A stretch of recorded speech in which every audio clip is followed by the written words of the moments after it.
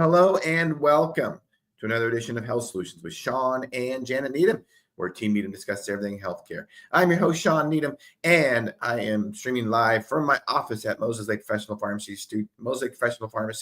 and Janet is actually working in the pharmacy today, but stay tuned for Monday because she will be back on the podcast 12:30 to 1:30 Pacific Standard Time.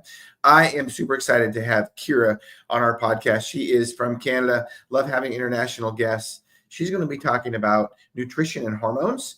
And if you follow Janet and I enough, Janet and I are very passionate about hormones. We're two pharmacists that's basically all we do is hormone replacement. And we also talk about that hormone replacement is just a piece of the puzzle. You can't just replace your hormones and everything magically gets fixed. It's important to watch your diet and sleep and exercise and all those good things. So Ciara is going to go into that. Ciara, welcome to our show. Hi, thanks so much for having me, Shawn. I'm really excited about this conversation. Yeah. So go ahead and give us an introduction of yourself and how you got into this. Yeah, so I have been a holistic nutritionist for 20 years now.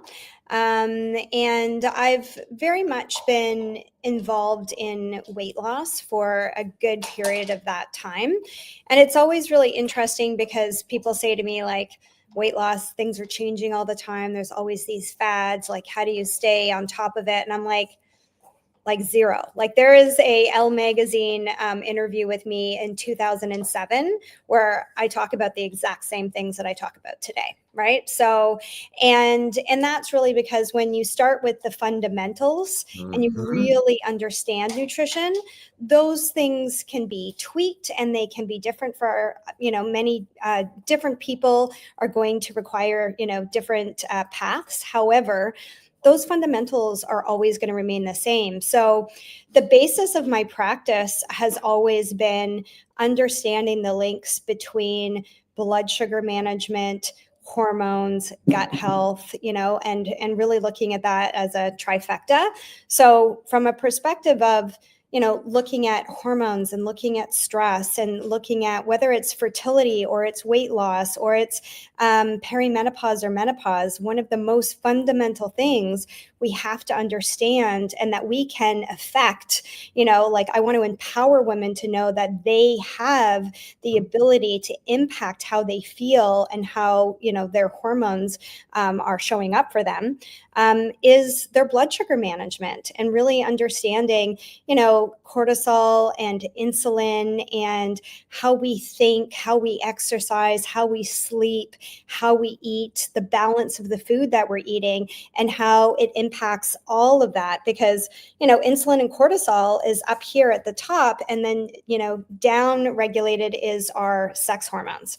So we can influence those things more so when we're talking about women specifically, when we have a cycle, obviously, and we haven't gone into menopause, we have much more control over, like our progesterone levels and our estrogen levels and things like that, to managing those.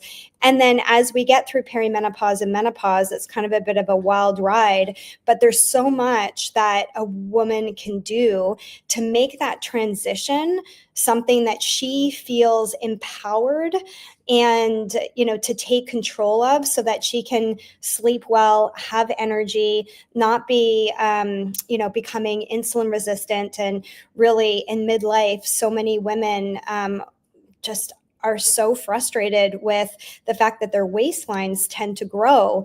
But when you understand the mechanism of why, there's so much that you can do about that. It is not inevitable.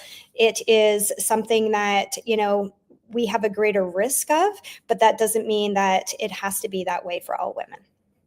Yeah, that was an awesome introduction. Thank you. And so processing so much because I should just have you lead this podcast because you're speaking to the choir. So I do want to make a few comments and we can kind of get into some details of it. So I used to talk all the time about adrenal hormones, mostly cortisol. And the way I would talk about it in the hierarchy is your adrenal glands first. So if your cortisol is not in balance, nothing else is going to get better. Your thyroid's not going to get better. Your sex hormones are not going to get better. Yeah. And I would say adrenals, thyroid second, and then sex hormones third. And the way I would explain that is that we would die immediately without our adrenal glands. Mhm. But we can live without our thyroid glands. We're not going to feel very good, but we can live without our thyroid glands, and we can live without our ovaries or our testes. We're not going to feel very good, but we can live without them. So the adrenals trump it all. And then I learned about insulin, and insulin trumps it, all of those. Yeah. If your insulin is not in balance, you will never ever be healthy. Those are just facts. Exactly. And you You know, can't balance any other hormone if you don't balance insulin. That's it. no, and you know, we're talking about hormones specifically, but let's face it, insulin is to once you get your insulin is a marker for complete metabolic health. So if you're insulin resistant, you are not metabolically healthy. Doesn't your hormones, none of that doesn't is just also going to be bad, but everything else is going to be bad too. If your insulin's not in check, and usually, not always, and we'll get into these details. Usually insulin and your glucose are go hand in hand. I will say there's some very specific instances where glucose can be slightly elevated and you have low insulin. And I'm just going to say, if you're an endurance athlete, that's usually the case. Mhm. And insulin's more important than your fasting blood sugar. So, okay, there. I'll let you talk now. Awesome. Yeah, I totally agree with that. And so that's why I've spent, 20 years helping women to understand that, because, the blood sugar balance and understanding how we can affect insulin. And it's not just what we eat, it's how we sleep, it's the timing of the food, it's, obviously the balance of that food. And when we can understand that, then that helps, like I said, like if you're dealing with fertility, if you're dealing with weight loss, if we're dealing with even autoimmune disease, right? So like women are much more sensitive to stress, and that's why there's many more women who get autoimmune disease. And so I see a lot of women who are coming into my practice with Hashimoto's, hypothyroid, and so it has to be this very 360 approach where you are looking at what is stressing the body. And one of the number one things that we can control, and it's not outside of us, but it's actually something that we get to choose, is, how do we support our body, take the stress off of it? And one of those things is definitely managing insulin. Yeah, absolutely. And you know what, I'm going to, I think I know what you were thinking. Mm-hmm. So I'm going to put words in your mouth, but Sure. when you said even autoimmune diseases, I want to just say, and what are your thoughts? Maybe we should say, especially autoimmune diseases. Yes. Yeah. And there again, there's really, if you don't address that issue, no matter what disease you have, I don't think that you're going to overcome it as much as you can. That's for sure. Yeah. And it's incredible what the body can do when you can bring her back into homeostasis, right? When you can make her feel safe, when she knows what's going to happen, when she has a schedule. I often say to my clients, your body is like, a lot of my clients are moms, as I am. Your body is like your baby. It literally can't do anything without you. It relies on you for everything. And that when you had a baby, the baby, sleeps better, is, not going to cry, and you're not going to have any kind of, not any kind of, but way less issues when they're on a schedule and they know what's happening next, right? That's when you have like a calm baby and it sleeps well, it naps well, you're happy, the baby's happy. It's the exact same thing with our body. We have to really learn to partner with our body, because especially I think in midlife, women think that their body is working against them, when in reality, she's just got to a place where she's like, hold up, we're not going to go with the bare minimum anymore. We're not just going to like survive on fumes and burn the candle at both ends and, pull all-nighters and all of these things. Like, you have to take care of me. Like, this is a priority at this point. And if you don't get that message, it is a really bumpy road. Absolutely. So, tell us a little bit about the details of and I guess every woman's different, but how, in a general approach, how do you approach this generally when it comes to nutrition and health? Yeah. So, I mean, first and foremost, when somebody comes into my practice, I take a lot of data points, right? So I want to see their blood test. I want to know what they're eating, like what is the state of the nation, all of their symptomatology, take into consideration any medications they might be on, or if they a diagnosis of any sort. And then the very first thing that I start them with is a whole food plan. Right. And so I have a program that I created, 18 years ago, that's my 10-day detox. Just because people like the word detox, especially women, but really all it means is let's get rid of all of the crap that you're eating. That's right. Yeah. Right. And let's just give your body lots of whole foods with lots of nutrients. And, I don't give them calories. I don't give them macros. I give them a visual portion guide of hey, let's have half of your plate in, fiber rich, non-starchy vegetables. And then we have our protein, which often has our fat in it, but, and then some starchy carbohydrates, when those are necessary. And that always depends on how active you are. Yeah, right. Yeah. So, so from a get-go, what we're doing is helping to get rid of a lot of cravings because they're not eating sugar, they're not eating artificial sugar, they're not taking in coffee, they're not eating some more inflammatory foods that a lot of people react to. And it doesn't mean it's forever. It's just to show you let's calm the inflammation in the body and see how good you can feel. Right. So, initially, because I do work with a lot of clients who have autoimmune,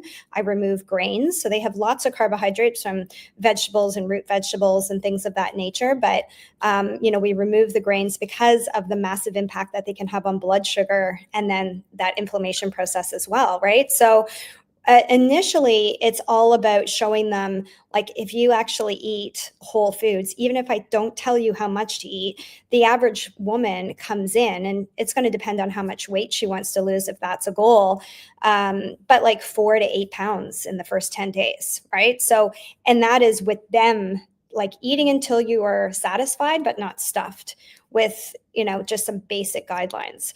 And a lot of that is going to be inflammation too, right? So a lot of the puffiness and the heaviness, we're not going to lose, 8 pounds of body fat in 10 days.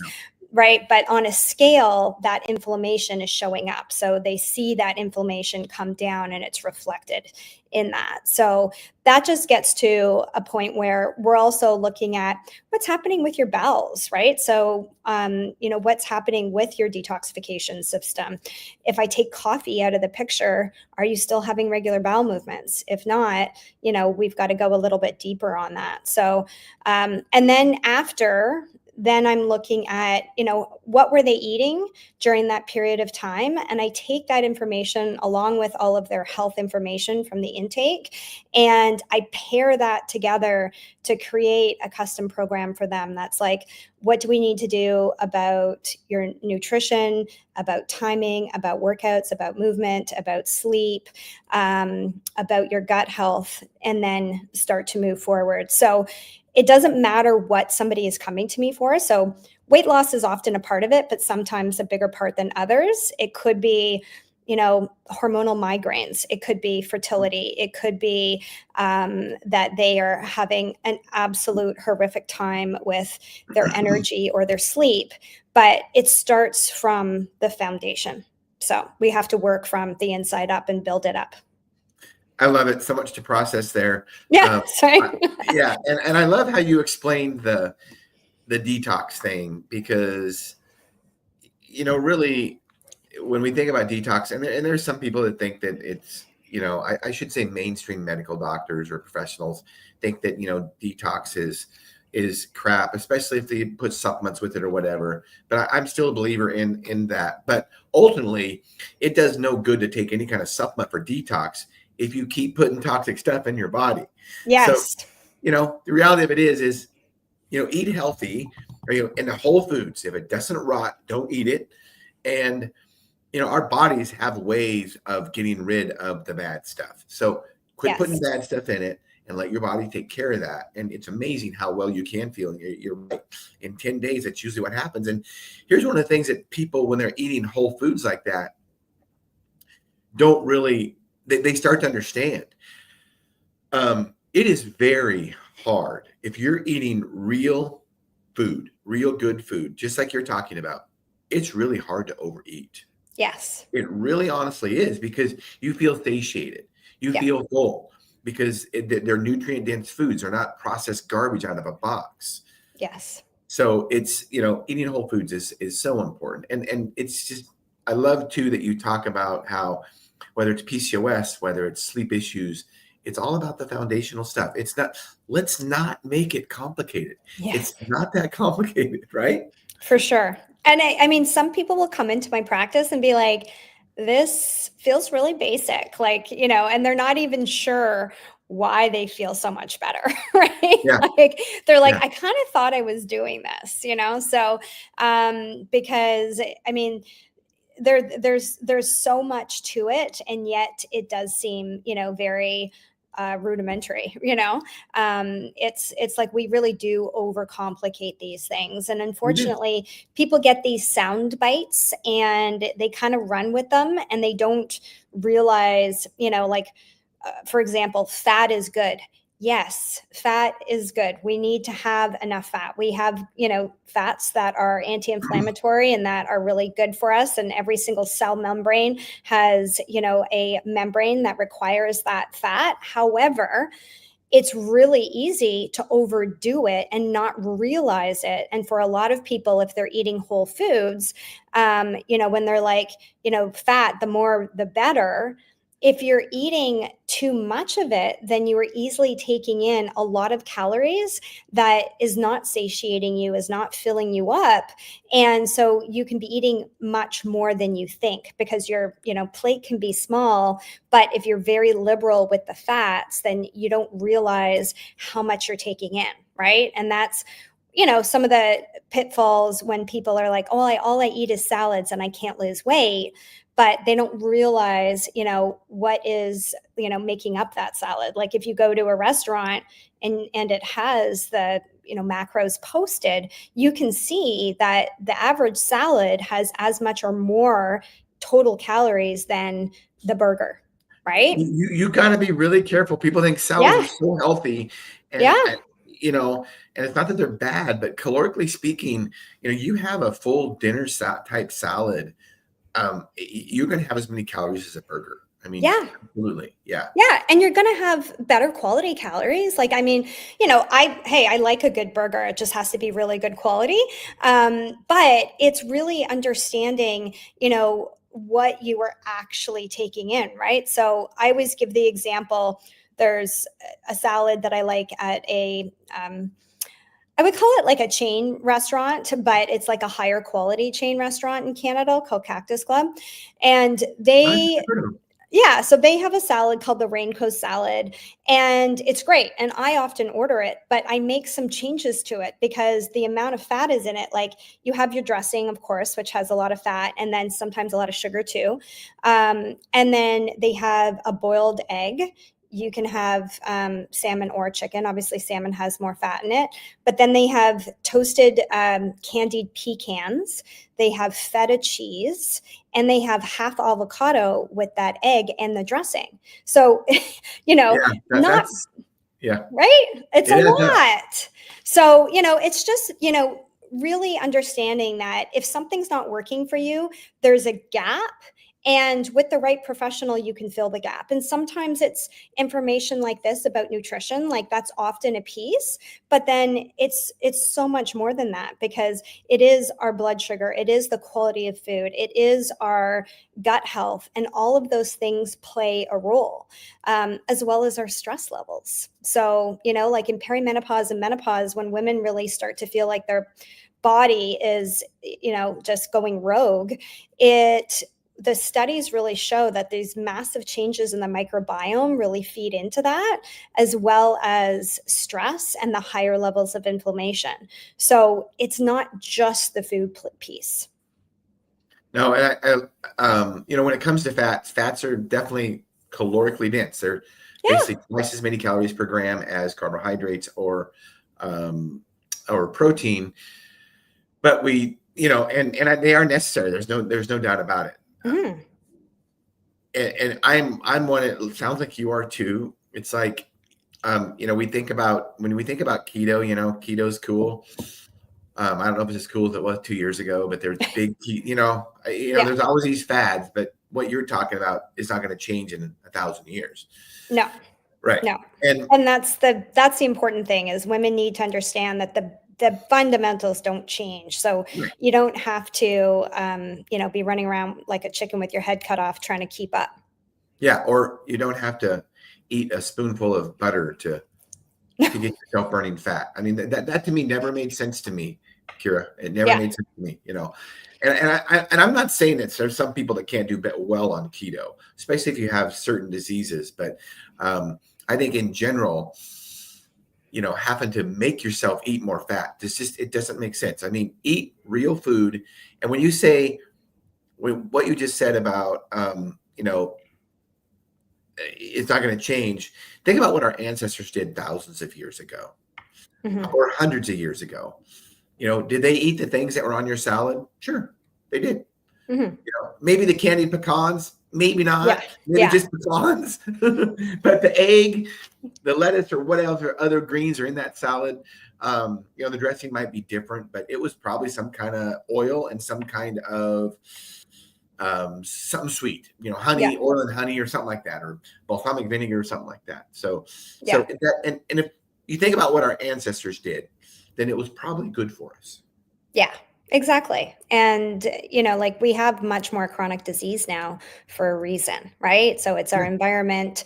Obviously, it's, a chemical soup out there from many perspectives, but our food is, overly processed and industrialized. And like you said, I think it's really important for people to understand that there's certain protocols that are good for certain people for certain reasons, right? So like keto, I would never recommend keto to a client who's trying to lose weight, or especially to a perimenopause client.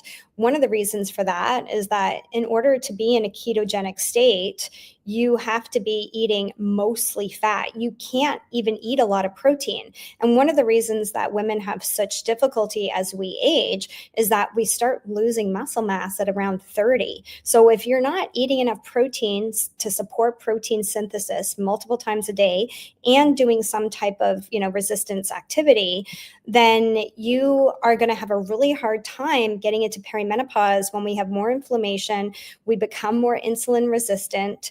And part of that is the glucose in our body doesn't have these muscles to sop it up, right? So that becomes a real issue. And the keto diet, you can't have a high protein keto diet. You can have a low carb high protein diet, but not a keto one, because 30% of all protein gets broken down to glucose. So that's going to kick you out of ketosis, right? True ketosis, right? If you're truly trying to be in ketosis, correct. Exactly. And like you said, it was actually created, to treat some brain diseases, epilepsy, that kind of stuff. Right. And so it can be a great treatment for that. Yeah. And there's, a treatment, also for other, brain injuries. Even people talk about it with respect to cancer. But again, from a perspective of living your life, feeling good, having energy, and not feeling like you're on a restrictive diet, it's just not something I would recommend. Yeah, eat whole foods, eat real food. Yeah. So let's talk about fasting, and let's talk about how there's some mixed signals going on out there about how fasting is probably not good for menopausal women. What are your thoughts? Yeah, so it's interesting. So I don't know if you've heard of Dr. Stacy Sims. Yes. So Dr. Stacy Sims, she's published about 100 peer-reviewed studies on exercise specifically to do with women and nutrition. So she talks about this quite a bit. And from, a fasting perspective, a lot of the studies where we see all of the great benefits are usually done on men. right? Because until the last 20 years, there were very few studies done on women. And it's really only starting to ramp up now. Thank you to social media and Gen Xers like myself who are like, hell, we are being, under supported by the medical system, right? Yeah. So, and most of their primary care providers don't even understand, the female body, because the studies and what they're looking at have all been done on men, because it's much easier to do a study when you don't have to take into account a woman's monthly cycle. So in any case, much of the studies have been done on men or postmenopausal women, so women who no longer have a cycle. When we are in perimenopause and younger and fertile, but especially in perimenopause when like stress really kicks up and inflammation really kicks up, studies done on women have found it to be kind of like a mute point, like it's not that helpful, or it can be very detrimental. And so what I tell women is, from a perspective of like increasing our insulin sensitivity, because that is something that we have to work on. Obviously muscle mass is important, but from fasting and women, it is far better for our bodies because we are wired to be more sensitive to stress. And so we have to understand that like under eating or fasting is a stress signal to the body, right? So we want to be very careful with that, especially people with like autoimmune disease. But, fasting, the regular 16-8, skipping breakfast, eating later in the day, I always say to women, like, really think about it. You are usually have the most on your plate in the morning, right? Like you're getting the kids to school, maybe you're doing a workout, you're, getting to the office. There's a lot going on. There's a lot of rushing, hustle, etc. So why aren't we thinking about how do I support my body when you are most active, when your brain is most active, when you're, running around? So I always say, like, we need to, give our body the right support. So like before and after workout is very important for our body to get the signal, like have the right energy. Don't be doing fasted workouts in perimenopause. Like I used to do it in my, 30s and even early 40s, but it stopped being, it stopped working. That's basically it. And so I don't recommend fasted workouts. It's really important to get enough food in, enough protein. 30 to 45 minutes is what Dr. Stacy Sims has found in studies. And that kind of turns things on its head because historically it has been said that we have a much greater window to get, protein synthesis going after workout. But again, that was on men. When we don't feed ourselves as women after workout, and I have many women that come into my practice doing this, they're doing fasted workouts, then they work out at like 9 or 10 o'clock when they drop the kids off at school, and then they don't eat till like 1. Right? So your body's getting major like emergency signals. She's running from tigers basically, and she's not getting enough food. Food is scarce. So it starts to down-regulate things. And this, over a long period of time can really impact our thyroid function and our metabolism, as well as, we are only increasing our body's ability to break down our muscle tissue when we're not supporting it and we're in that catabolic state. So what I say to women is, from a fasting perspective, it's much better to have an earlier dinner and work with your body, work with your circadian rhythm, work, with your own lifestyle when you are more active during the day. In the evening, most people are not as active. Most people are sitting around, like after dinner, they don't do anything. I try to get people to go for a walk after dinner. So it works better with our system because we also become more insulin resistant after dark, right? In the presence of melatonin, our body doesn't process carbohydrates as well. So from a fasting perspective, you want to make sure you're not grazing. So you have your meals that are well balanced and you are not like finishing your kids' food or just like, picking up snacks or having a latte that you don't realize has, 50 grams of sugar in it. those kind of things in between meals, so that you're actually having a period of, 3 to 5 hours where your body is in a fasted state, right? And it can, burn fat, because we don't burn fat well in the presence of insulin. So, so fasting, we want to make sure that it's, finish your dinner earlier at night. That makes a huge difference. You want to eat within an hour of waking up. Definitely make sure you're properly fueling yourself before and after workouts. And then have, just about everybody can do 12 hours overnight very safely as far as fasting goes.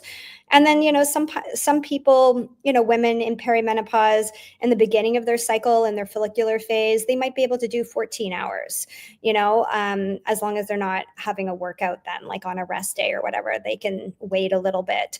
But that's what I have to say about fasting. What I find is the women that come into my practice who were doing all the things, maintaining their weight, they already have great habits down, and they get into their 40s and they're like, what the heck is happening? It's not working. I'm holding on to extra 10 pounds. I haven't changed anything. As soon as they start to properly fuel their body, they start to, stop eating the protein powders and the, protein bars as their main source of protein, and get more anti-inflammatory whole foods, and stop that fasting, then their body responds, their metabolism kicks up again. And, we just always want to think about, if, our body is not reacting the way that we desire, what signals are we giving her? And look at that. And I will tell you, so my wife and I, we exercise kind of the same schedule, and try to exercise together, and we kind of eat the same schedule, and we do fast, usually about 16 hours, but it does depend on our workouts. You have to eat around your workouts, and it depends on what the workout is, how intense it is, how long it is. Yeah. But it does upset my wife, because I can lose 5 pounds overnight by fasting, and she will lose a half a pound. I'm not, and I'm like, honey, you're lying. We were cheating, and I know she's not. Yes. but it's true. There's some truth to that. So, but it works phenomenally well for men. It does, and I think ultimately this is why it's important to have a nutritionist like you, supporting yourself, because ultimately you got to find out what works for you. Yes. And I will say this, at least in America, and Canada's probably not too far behind, is that most Americans are in a constantly fed state, and they don't fast enough. Those are just facts, because they are constantly eating all day long. So some fasting is always good, for sure. Yes, absolutely. Yeah. It's just for women whose bodies are more sensitive, especially, like I said, in perimenopause, we just got to shift it up. Like if it was working and then it's not working, you got to ask yourself why. Unfortunately, women will often internalize it and think it's them. So it's like, oh, well, if it worked when I was doing, 16-8, it'll work better if I do 48 hours. Yeah. Right. And they just push it. Like, I've had women come into my practice who ate one meal every 48 hours. And they couldn't lose weight, right? They had 50 pounds to lose. And this particular woman was a chiropractor. And so she knew quite a bit about, the human body, obviously. But every time she tried to eat more, she would end up gaining. So when she came into my practice, her biggest fear was like, Ciara, I know you're going to make me eat more, but I'm terrified of gaining weight, right? Yeah. And I said, I promise you that's not what's going to happen. That does not happen. And sure enough, 6 months later, eating, 4 meals a day and following my protocol, she was down 40 pounds and eating more food than she ever had. That's awesome. Yeah. So as we wrap this podcast up, tell us a little bit about your website. Yeah, for sure. So my first version, my website was 2006. I'm really dating myself here. So I am a hormone nutritionist. And as you can hear, I'm really supporting, I don't prescribe. I definitely help my clients advocate for themselves with their primary caregiver when it comes to, bioidentical hormone therapy. But I help them to create a healthy body from the inside out and create that foundation and understand what are the levers that they can use to help themselves feel better. And ultimately, when you are healthy, whether you decide to do, hormone therapy or not, it's going to work better because we have to have a healthy body. So I also work primarily with high performing women. I originally came from a corporate background, and so I saw how women were burning themselves out. So I work with a lot of women who have got to that place where they, have adrenal issues. And as you said, that's something that has to be taken care of to be able to take your health back. So I have various programs. From my VIP container is really a life coaching and nutrition program where I help women to regain their health, their energy, their vitality, so that they can keep going and actually break those glass ceilings. Because so many women in their 40s and 50s end up, stepping away from what they were doing because of how poorly they feel.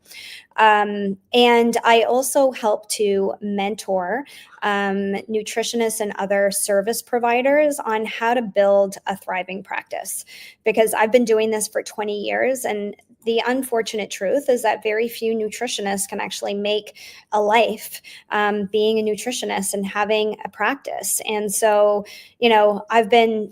I like to say I kind of, did it the hard way from scratch, because I started in 2006 and we didn't even have social media. But, really becoming a great coach and being able to be the kind of person that builds a really core, relationship with their client where they can be compassionate, but also be very firm, right? To help to move them forward is so, so key. And so when women come into my practice, they are there for like their lifetime. And some people might say like, oh, well, why do they need you for a lifetime? It's those different phases. It's like in their 20s, maybe they want to lose weight, and then they want to get pregnant and work on their cycle. And then they want to lose weight, and then they're in perimenopause, and maybe a health issue comes up like hypothyroidism, or they get a lipid panel that's way out of line, those types of things. So they'll come back to me because we've developed that close-knit relationship that's so key. So I love it. yeah. So those are the things that I do. Yeah. I love it. So if anybody has any questions and wants to get a hold of you, what's the best way to do that? Yeah, so on my website, there is a apply now button where you can apply to work with me. And, there's some comprehensive questions in there. I do a complimentary, Zoom call to really see what's happening with you. How can I help you? Is it a good fit? I always want to make sure that people are going into a container that's going to provide them with what they need, right? Some people are looking for, I have what's called a health audit. So I look at your blood work or your functional medical tests, and I take into account what you're eating and your lifestyle to be able to put a plan together for you. But that's for somebody who's already doing all the things, right? Most people need accountability. They need a lot of touch points. So it really depends on the person and what they're looking to achieve and what container I recommend to them. So there's, many places. I have group programs as well as, working one-on-one with me. And then I do functional medical testing like the GI map test and also the Dutch test as well. So I love it. And yeah. You're active on Instagram, correct? Yes, I'm most active on Instagram. That's my platform of choice. So I'm at, my website is ciarafoy.com, CIARAFOY.com. And my Instagram is Ciara Foy Inc. And I can drop the link for your show notes. I have a fantastic masterclass. It's about 3 hours of fabulous content because, as you can hear, I could talk about this stuff for a long time. Yeah, I love it. I love it. And yeah, so there's a free masterclass. I will drop the link for that. And that's a great place to start as far as, really starting to dig into some really eye-opening information that applied correctly can really start to change your life, your vitality, and how you feel, especially for women midlife who are really struggling.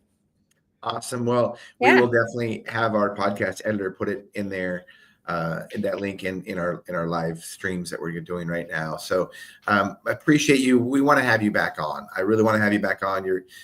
What you're doing is so instrumental in what we do in our day-to-day lives with the bioidentical hormones. So definitely going to have you back on. Yeah. So I'd love to have you on my podcast too. Yeah. Because I haven't had anybody talk about it. So let's do that. Let's talk about that. Let's do it. We'd love to. So thank you for helping us realize our goal of our podcast, which is to educate and empower individuals to take charge of their own health. So thank you so much, Ciara, for being on today. You're welcome. So nice to meet you and to connect with you, and we'll do it again soon.